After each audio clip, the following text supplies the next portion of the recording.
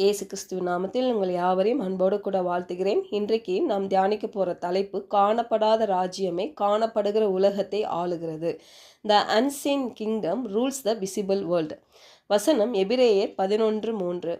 விசுவாசத்தினாலே நாம் உலகங்கள் தேவனுடைய வார்த்தையினாலே உண்டாக்கப்பட்டதென்றும் இவ்விதமாய் காணப்படுகிறவைகள் தோன்றப்படுகிறவைகளால் உண்டாகவில்லை என்றும் அறிந்திருக்கிறோம்.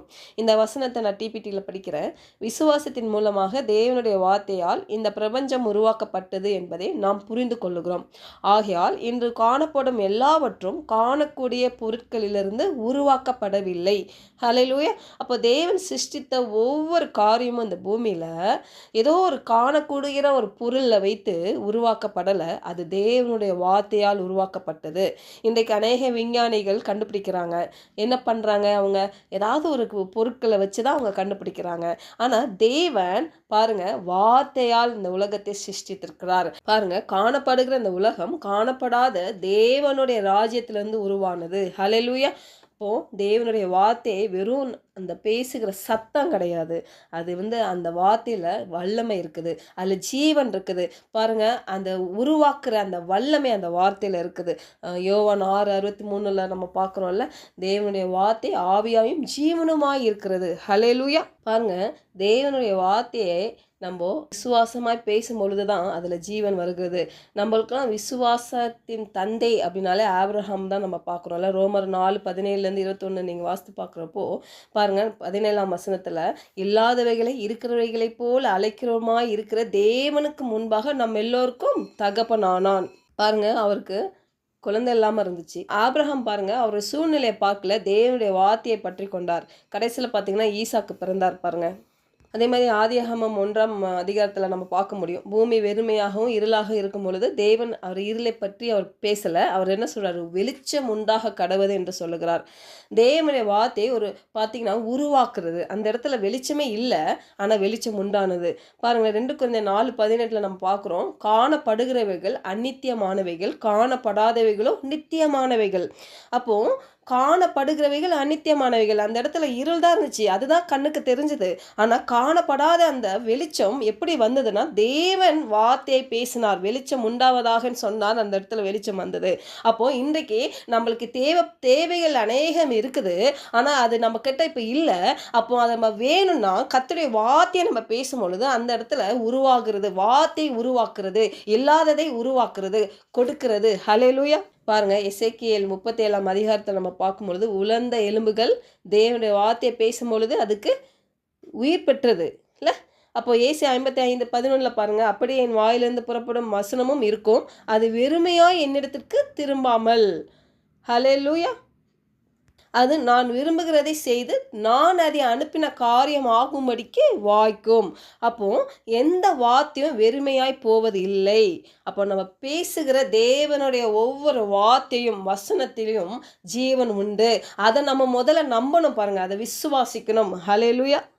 பாருங்க, அப்படியே வேதத்தில் அநேகர் தேவனுடைய வார்த்தையை பேசி அற்புதத்தை செய்திருக்கிறாங்க. பாருங்க, இயேசு கிறிஸ்துவே பாருங்க, முதல் அற்புதமே அவர் என்ன பண்ணார்? தண்ணீரை திராட்சரசமாக்கினார் இல்லை.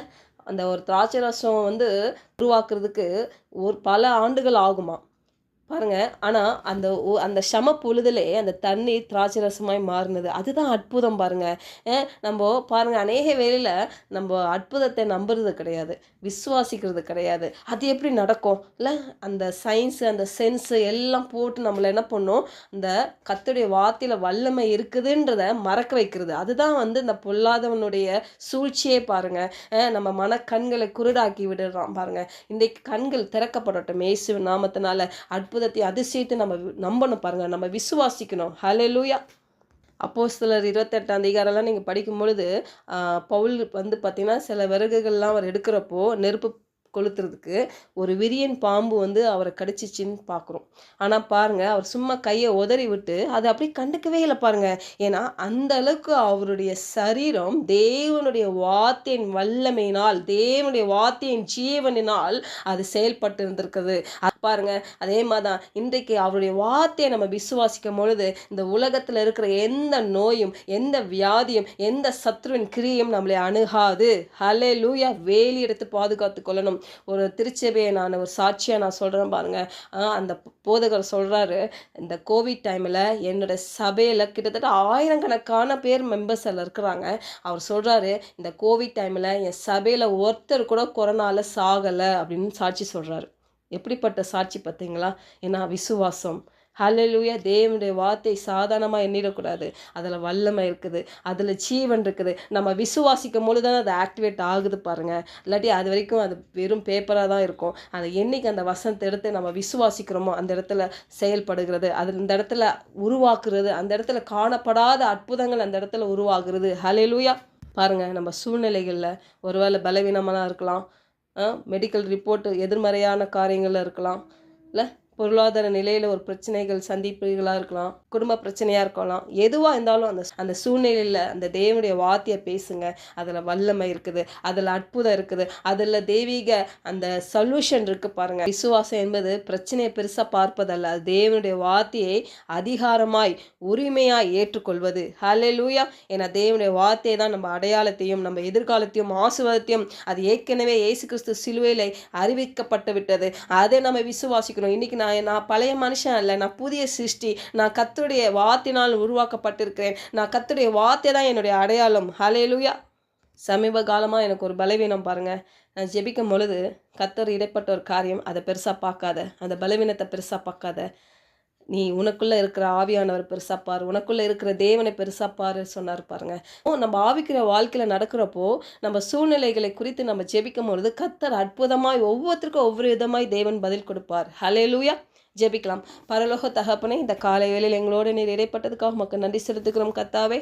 எங்கள் வாழ்க்கையில் நாங்கள் எந்த சூழ்நிலையில் நாங்கள் கடந்து போனாலும் ஆண்டவரே, அப்பா, ஒருவேளை எதிர்மறையான சூழ்நிலைகள், இல்லாட்டி பலவீனங்கள், போராட்டங்கள், பிரச்சனைகள், தேவைகள், எந்த சூழ்நிலையாக இருந்தாலும் சரி ஆண்டவரே, அதை நாங்கள் பெருசாக பார்க்கலப்பா, உண்மையை நாங்கள் பெருசாக பார்க்குறோம். ஏன்னா வசனம் சொல்லுகிறது, உலகத்தில் இருக்கவனை காட்டிலும் எனக்குள்ளே இருக்கிற பெரியவர் என்று. அந்த பெரிய தகப்பன் மேலே நாங்கள் விசுவாசம் வைத்திருக்கிறோம் ஆண்டவரே. உம்முடைய வார்த்தை மேலே நாங்கள் நம்பிக்கை வைத்திருக்கிறோம் ஆண்டவரே. உங்கள் வார்த்தையை நாங்கள் பேசும்போது அந்த இடத்துல ஜீவன் வருகிறது. உங்கள் வார்த்தையை நாங்கள் பேசும்பொழுது அந்த இடத்துல அற்புதம் நடக்குது. உங்கள் வார்த்தையை நாங்கள் பேசும்பொழுது அந்த சூழ்நிலையை மேற்கொள்ளுகிற அந்த வல்லமை எங்களுக்கு பரத்திலிருந்து உண்டாகிறது என்று இயேசுவின் நாமத்தினால ஜெபிக்கிறோம் நல்ல பிதாவே. ஆமென்.